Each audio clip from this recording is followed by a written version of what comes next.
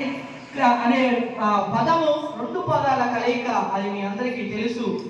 మొట్టమొదటిది క్రైస్ట్ అనేది ఒక గ్రీకు పదం నుండి వచ్చిందని, అభిషిక్తుడనియు, క్రైస్ట్ అంటే రక్షకుడనియు, మెస్సియా అని అర్థం ఇస్తున్న పదము.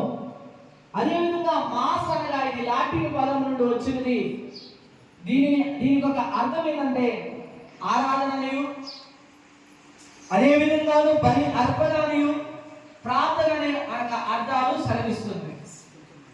క్రీస్తుకు బలి అర్పణ అర్పించడమే క్రిస్మస్, క్రీస్తుకు ప్రార్థన చేయడమే క్రిస్మస్, క్రీస్తును అభిషేక్తుని ఆరాధించడమే క్రిస్మస్ అని ఈ క్రిస్మస్ యొక్క అర్థము తెలియజేస్తుంది. ఈ క్రిస్మస్ అనే పదము క్రీస్తు జన్మదినము ఎన్నో 4 మాటలు చెప్పాలని ఆశపడుతున్నాను. ఈ క్రిస్మస్ అంటే దేవుడు మనిషిగా అవతరించినటువంటి దినము ఈ క్రిస్మస్ రోజు. రెండవది ఏంటంటే రక్షకుడు లోకానికి ఇవ్వబడినటువంటి శుభవర్తమానం. రక్షకుడు అంట లోకానికి, దేవుడు లోకానికి వచ్చిన దినము, రక్షకుడు లోకానికి ఇచ్చినటువంటి శుభవర్తమానము. మూడోది ఏంటంటే చీకటి వెలుగులో, అంటే చీకటి నుండి వెలుగులోనికి వచ్చినటువంటి రోజు. ఏంటి చీకటి అంటే?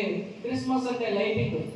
క్రిస్మస్ అంటే ఎందుకంటే బాగా చర్చి కట్టి బాగా అంటే ఎక్స్పెండిచర్ ఎక్కువ పెట్టి ఉన్నారంటుంది, లేకపోతే ఎక్కువ దిట్టంగా లైటింగ్ వేసేవాళ్ళు. ఆ గోపురాలు అయిన తర్వాత చూడండి మీ లైటింగ్ ఎట్లుంటుంది. అంటే ఈ చర్చికి లైటింగే మనం గొప్పదనంగా అనుకుంటాం, కానీ మానవ హృదయాలను చీకటిలో నుండి వెలుగులోకి తీసుకురావడానికి యేసుక్రీస్తు ప్రభువారు వచ్చారని ఆ దినమే ఇది క్రిస్మస్. నాలుగవదిగా చూసినట్టే భయానికి బదులుగా ఆనందం ఇచ్చిన రోజు ఈ క్రిస్మస్. క్రిస్మస్ లో మనం 3 విషయాలు తెలుసుకోవాలి. మొట్టమొదటి ఏంటంటే